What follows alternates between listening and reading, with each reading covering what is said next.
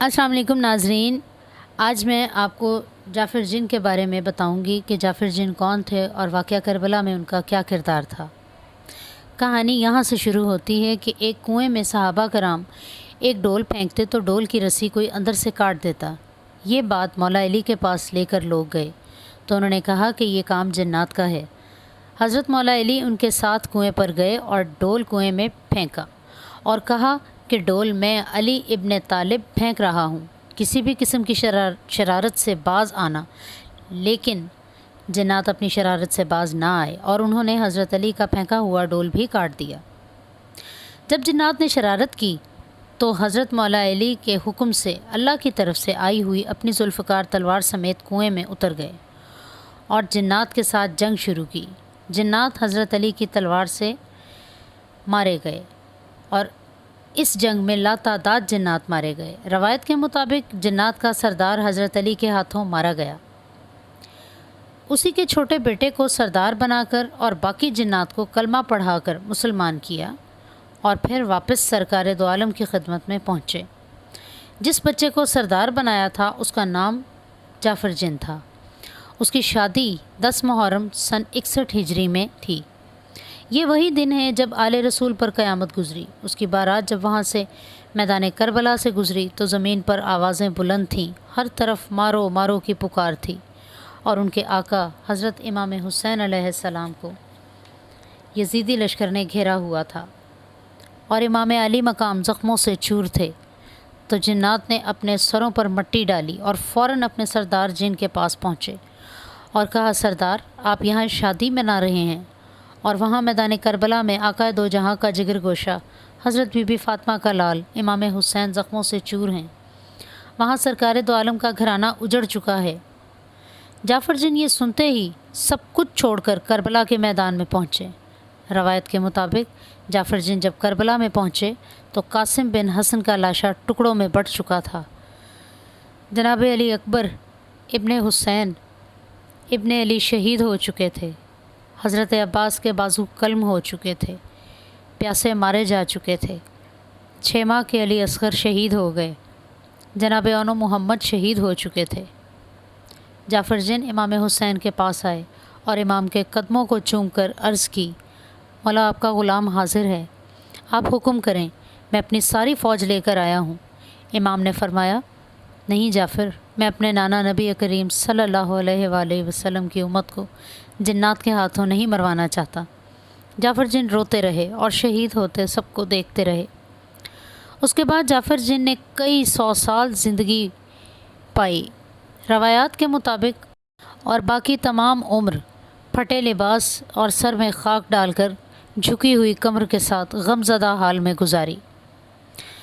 روایات کے مطابق میر انیس ایک بہت بڑے عالم دین تھے جن کے پاس ایک بزرگ خاتون برقعے میں آئیں اور ان کے ساتھ ایک چھوٹا بیٹا ان کا بچہ موجود تھا، اور انہوں نے خواہش کو ظاہر کیا کہ میں نے منت مانی تھی کہ میرے ہاں جب بیٹا ہوگا تو میں اس کو دین کی تعلیم دلواؤں گی کسی بہت بڑے عالم سے۔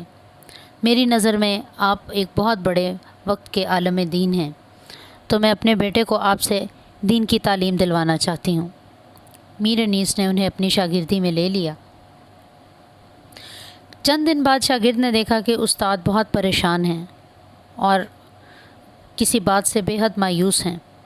شاگرد نے استاد سے پوچھا کہ کیا معاملہ ہے؟ تو انہوں نے بتایا کہ بیٹا، مجھے ایک جڑی بوٹی چاہیے جو یہاں سے کئی ہزار میل دور سے ملے گی۔ میری بیوی بہت بیمار ہے اور اس ہی جڑی بوٹی سے وہ صحت یاب ہو سکتی ہے اور وہاں کوئی بھی نہیں جا سکتا۔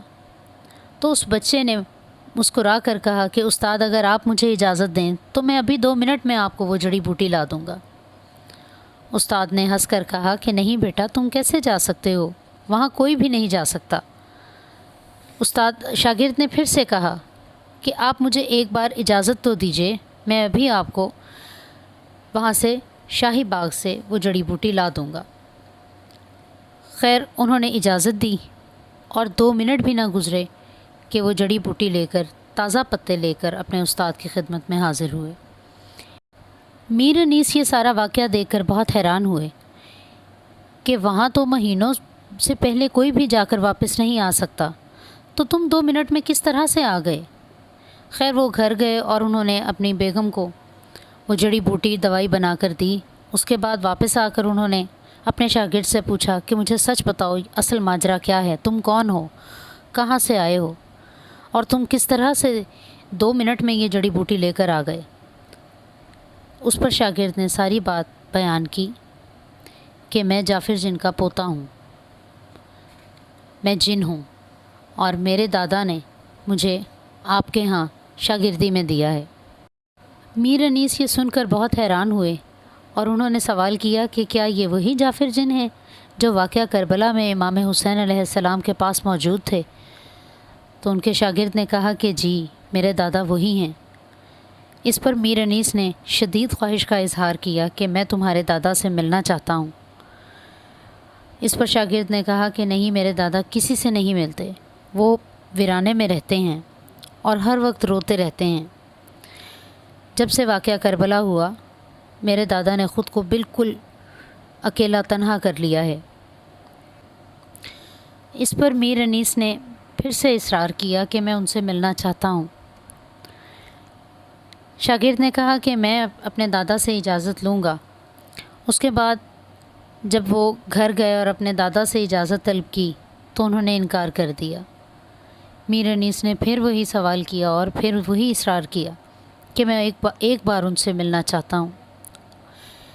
اس پر پوتے نے جا کر پھر سے دادا کی منت سماجت کی تو جعفر جن نے کہا کہ ٹھیک ہے، میں جمعرات کی شب فلاں مسجد کے ٹیلے پر آؤں گا، تو تم اپنے استاد سے کہنا کہ مجھے وہاں پر آ کر مل لیں۔